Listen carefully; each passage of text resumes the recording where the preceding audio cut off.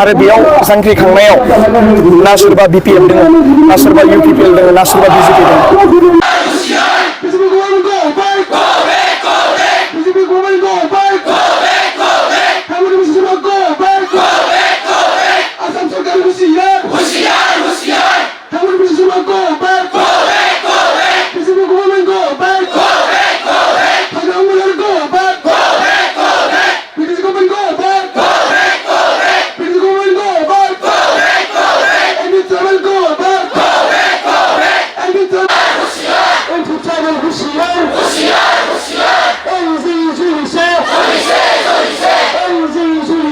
बड'लेण्ड इउनिभारसिटियाव जागायखांनायनि उनाव आरो दाब दाब कलेजफ्राव बिदि सोमावसारनायनि उनाव दिनै फिन आरोबाव नैबे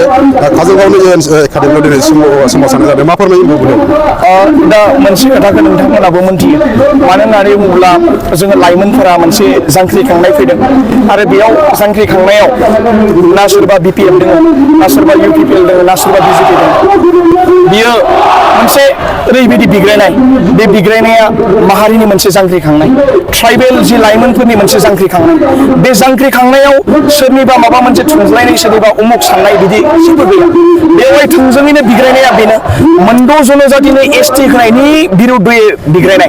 बे बिग्रायनायाव जोंनि लाइमोनफोरा मोनथिदों आरो जांख्रिखांदों बिग्रायनाय आरो मोनथिनाया बेनो जे जोंनि थामोनथा आरो रैखाथिया मा जागोन नङा होमबा जोंनि फैबाय थानाय इयुना मा जागोन बेखौ लानानैनो जोंनि बिग्रायनायखौ जोङो इउनिभारसिटियाव जोङो जागायदोंमोन जागाय इउनिभारसिटियाव जोङो जागायनानै मोनफ्रोमबो कलेजनि फरायसाफोरा बिथांमोना दैदेनदों बिथांमोना मोनथिदों निश्चय बिथांमोना इडुकेटेड मानसि बिथांमोना फरायफुनाय सासे फरायसा नंगौना नङा जोंबो सासे फरायफुनाय सासे इउनिभारसिटिनि फरायसा बिथांमोनाबो मोनथियो दि मोनद' हारिनो ST होनाय लोगो लोगोनो जोंनि माहारि आरो थामोनथा आरो रैखाथिया बहा थाङो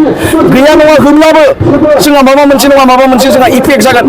बिनि थाखायनो लाइमोनफोरा मोनसे गसंखांदों आरो मोनसे सोमावसारनायखौ लादों आरो बे सोमावसारनायखौनो दाखालि BTC सेक्रेटारियेटआव माबा मोनसे जेनेबा हमनानै ला जिबायदि जानांगौमोन बेबायदि जाबाय नङा होमबा बेफोरबायदि थासारिया जानाङामोन जोंबो बेखौ सानदों नाथाय आनफर्चुनेटलि मोनसे जाथाया जाबाय नाथाय बे जाथायखौ सार बिथांमोना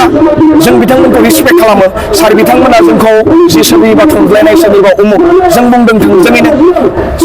थोंजोङैनो बर' रायजो राजा बिथांमोनखौ जों खावलायहरदों जोंनि जि सोमावसारनाया ना बेयाव आबसुल' थागोन ना बेयाव बिसल' थागोन ना सोरबा राभाल' थागोन गासैबो बेयाव जोङो नेवसियाखै सोरबा BPF फैदों सोरबा UPPL फैदों सोरबा BJPनि सापर्टारफोरा फैदों बे बिग्रायनाया जादों माहारिनि बिग्रायनाय बेयाव सोरनिबा उमुक नोंनि उमुक बिदि साननायनि बेयाव खोथा गैया समा थोंदों समजों लोगोसे जावरिखांदों बेनो बड'लेण्ड इउनिभारसिटियाव मोनसे थासारि गुलुं थासारिनि उनावहाय नोंथांमोना बुंदोंमोन BTCनि जिखिनि चिफ राव महिलारिया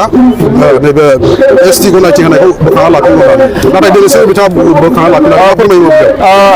नाय आं मोनसे बाथ्राखौ आं बुंहरदों जोङो फरायसा हिसाबै मोनसे बुस्थुखौ जुदि बुङाब्ला जोङो मिस्टेक जागोन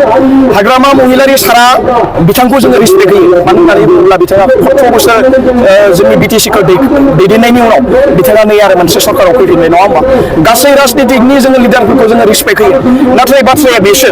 NOC हरनायनि बेलायाव जोंनि जि लाइमोनफोरा बिथांमोना दुखु मोनदों आंबो दुखु मोनदों गासैबो दुखु मोनदों बर' माहारियानो दुखु मोनदों मानो होननानै बुङोब्ला दिनैनि दिनाव BPF सोरबा UPPL सोरबा BJP साननायनि मोनसे बाथ्रायानो बेयाव फैया सोरबा माहारिबाद सोरबा एबसु सोरबा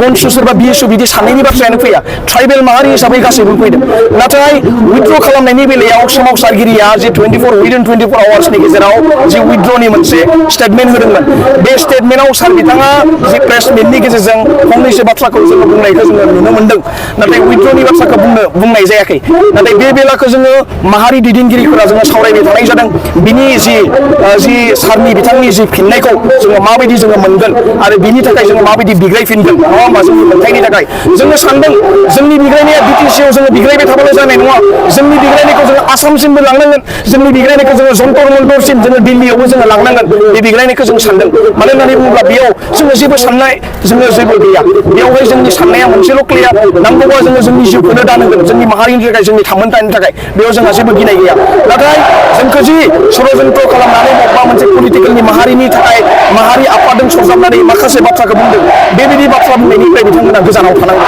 मानो होननानै बुङोब्ला जोंनि बिग्रायनाया थोंगोर आरो जोंनि बिग्रायनाया जोङो बिग्रायलांबाय थागोन जेब्लानोखि जोङो जेब्लासिम थांना थागोन जों अपोज खालामबाय थागोन जि 6टा जनजातिनो जि एसटि होनायनि सायाव रुलिंजों लोगोसे बर'नि एमपि एमएलएफ्रा दासिमबो बुंदों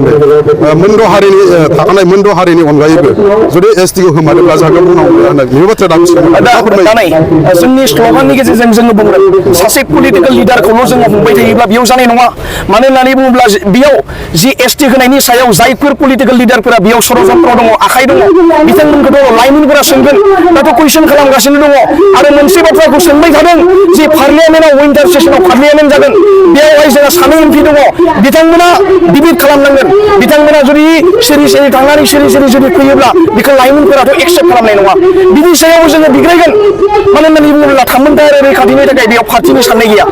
पार्टिजों जुदि डिभाइड जुदि जाबाय थायोब्ला बर' हारिया ट्राइबेल माहारिया जोबस्रांनो बारा सम गैला बे बुस्थुखौ जोङो साननांगोन आरो नोंथांमोननि गेजेरजों मोनसे बाथ्राखौ आं फोरमायगोन जोंनि बिग्रायनायखौदि पलिटिकेलनि महर होनानै मोनसे षड़यन्त्र खालामनानै ससियेल मिडियायाव रायबाय थादों माखासे रायजोफोरा सोंखारिबाय थादों बिथांमोनखौ रायजो राजाफोरा कुइसन खालामनांगौ बिथांमोनखौ लाइमोनफोरा कुइसन खालामनांगौ मानो होननानै बुङोब्ला नैबे बिग्रायनाया फरायसाफोराल' बिग्रायोब्लाथ' जानाय नङा रायजो राजा बिथांमोनाबो ओंखारबोनांगोन सोरबा समाज सिबियारि बिथांमोनाबो ओंखारबोनांगोन ओंखारबोनानै बाहागो लानांगोन आरो बाहागो लानानै बिथांमोना थोंजोङैनो बुंनो हानांगोन जे 6टा जनजातिनो जुदि एसटि होयोब्ला जोंनि माहारिया मा जागोन थामोनथाया मा जागोन रैखाथिया मा जागोन बर' हारियाथ' दिनैनिल' थाखाय नङा ट्राइबेल माहारिया जुग जुग थांगोन बियो गाबोननि थाखाय सानबाल' जाया सोरबा राजनितिक दैदेनगिरिया लाबालाबनि थाखाय गादिखौ सानबाथ' बियो जानाय नङा होमबा बिथांमोनखौ जों रिसपेक्ट होयो बिथांमोनखौ रिसपेक्ट होनानैथ' जोङो बिथांमोनखौ दैखायदों बिथांमोनखौ जोङो चिफ बानायदों बिथांमोनखौ सोरबा मन्त्रि एमएलए बानायदों नंगौना नङा जोंनि साननाया बेसो बिथांमोनाबो बाथ्रा बुंनांगोन सोरखौबा जोङो सासे राजनितिक दैदेनगिरिखौ जों सानखारिबाय थाबा जाया बेयाव रिपर्टआव थानांगौ माखासे दैदेनगिरिया एमएलएफोरा मानो बाथ्रा बुङा मन्त्रिफोरा मानो बाथ्रा बुङा बेखौ जोङो कुइसन खालामनांगोन आरो कुइसन खालामबाय थादों आरो कुइसन खालामगोन आरो जों सोमावसारगोन आरो बिनि फिथाइखौबो जों नुगोन खोथाया बेसो जोंहा आरो बिथांमोना जि ससियेल मिडियायाव गाज्रि फोसावबाय थादों बेखौ रायजो राजाफोरा थांनानै कुइसन खालामनांगौ जि एसटि होनायाव नोंथाङा लोब्बा दङ नामा एसटि होनायाव नोंहा जेबो खोथा गैया नामा होजानो लुगैयो नामा बेफोरबायदि माखासे कुइसनखौ सोंनांगोन लाइमोनफोरा फरायसाफोरा बिग्रायनायखौ मानो पलिटिकेल लाबालाब खालामनानै मानो डिभिजन खालामनो नागिरदों बे बुस्थुखौ सोंनांगोन बर' हारियाथ' राजनितिक फारसे जुदि लायोब्ला माब्लाबो खौसे जाया ट्राइबेल माहारिया लाइमोनफोरा मोनसे खौसे जानानै बिग्रायलांनो नागिरदों बेखौ मानो बाजादों हारिफोरा बेखौथ' बिजिरनांगौ बिथांमोना सरासनस्रायै ओंखारनानै बाथ्रा बुंबाय थादों गासैखौबो जों रिसपेक्ट होयो नाथाय जोंखौबो रिसपेक्ट होनांगोन बाथ्राया बेसो बड'लेण्ड इउनिभारसिटियाव जालांनाय माखासे कनफ्लिक्टनि उनावहाय बिटिसि सेक्रेटारिया माने नोंथांमोनखौहाय मोनसे एफआइआर होनाय जों नुनो मोनदों मा फोरमायगोन एफआइआर होनायाव जोङो जेबो साननो गोनां बाथ्रा गैया बिथांमोना मा साननानै एफआइआर होदों बेखौ जोङो मोनथिया नाथाय बाथ्राया बेसो फरायसाफोरा दिनै ट्राइबेल माहारिया लाख लाख स्टुडेन्टफोरा बिग्रायनो थाखाय रेडि बेयाव ना सोरबा उमुक पलिटिकेल पार्टिजों जड़ित दङ उमुकबो दङ ना सोरबा माहारिजों दङ सोरबा माहारि आफादजों दङ सोरबा दङ गासैबो ओंखारनानै मोनसे सोमावसारनो थाखाय बिथांमोनाबो रेडि दङ आरो बिनि थाखायनो दिनै ओंखारदों दाखालिबो ओंखारदों जेरैबायदि बिटिसि सेक्रेटारिएटआव जाबाय आरो बिथांमोना थोंजोङैनो बुंदों दि जोंनि मोनथाय आरो थामोनथायनि थाखाय जुदि राजनितिक दैदेनगिरिफोराबो जोंनि दैदेनगिरिफोराबो जुदि जेबो जुदि राव होआब्ला जोंबो जिरायनानै थानायनि सम नङा नंगौना नङा जोङो बिग्रायनांगोन जोंनि मोनथायनि थाखाय सोर बिग्रायगोन नङाबा आरो बे बिग्रायनायखौ जुदि माबा मोनसे जुदि केस होनानै माबा मोनसे धमकी धमका होनानै जुदि जोंखौ जुदि माबा मोनसे जुदि खालामनो जुदि सानोब्ला बेयाव रायजो राजाफोरा फिननाय होनांगोन बेयाव जोंनि ट्राइबेल माहारिनि लाइमोनफोरा बेयाव फिननाय होनांगोन आरो ओरैनोथ' जों नागारनाय नङाना खोथाया बेबो मोनसे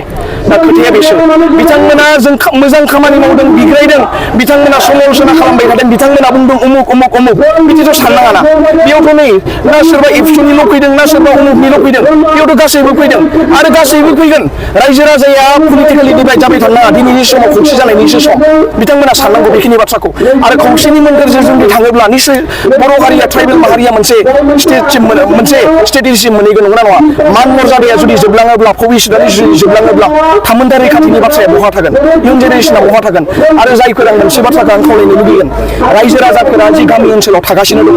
बिथांमोना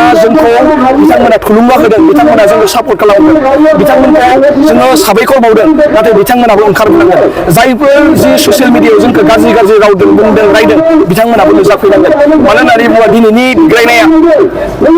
सासे सानैनिल' बिग्रायनाय नङा सोरबा उमुक राजनीतिक पार्टिनि सोरबा उमुकनि थाखाय बिग्रायनाय नङा बे बिग्रायनाया माहारिनि थाखाय बिग्रायनाय आरो माहारिया बिग्रायदोंब्ला बेयाव नों आं साननायखौ गारनांगोन आरो मोनसे खुन्थिया लानानैनो बिग्रायनानै बे थामोनथा आरो रैखाथिखौ जोङो लाखिनांगोन आरो लाफाबाय थानांगोन समाज थाखोनि माखासे सुबुंफोरखौ आरो समाजखौ नोंथांमोननि आन्दोलनाव बारसोमफानो मा खावलायनो सानो जोङो खावलायदों जोंनि सोमावसारनाया जाबाय आं नोंथांमोननि गेजेराव आं फोरमायदों जोंनि सोमावसारनायखौ जों ओरैबायदि खस्थ'आव जों लांबाय थादों सोरजोंबा जों धमकि होजादों दाखालि बिग्रायखांनायनि उनाव फैनायाव लावथिदों ओरैबायदि सामला सुमला बेयावहाय जेरबामानि बिथांमोना बुना हरदों सोर बुदों सोर नांसुनिया मानसिया बेबायदि बुना हरदों जोंनि थामोनथा रैखाथिनि थाखाय बिग्रायनायखौ बिथांमोना बुनो थाखाय मानो थाखाय बिथांमोना बुना हरखो हारिनि थाखाय बिग्रायनायाव जोंनि दिनैनि दिनाव नुबाय थायो बर'जों बर'सो डिबेट जागासिनो बर'जों बर'जों माबा मोनसे बाथ्रा दान्थे बिदान्थे जागासिनो गुबुन जाथि हारिया ओरैबायदि बुंगासिनो आथिं सिङाव लाखिगोन बिथांमोनखौ गादबगोन जोङो जोंनि पावारखौ नाय बिथांमोनाबो राजनितिकनि मोन्थाय हानि मोन्थायखौ बिथांमोना नागिरदों जोंनि बर' हारिया मा सानगासिनो दङ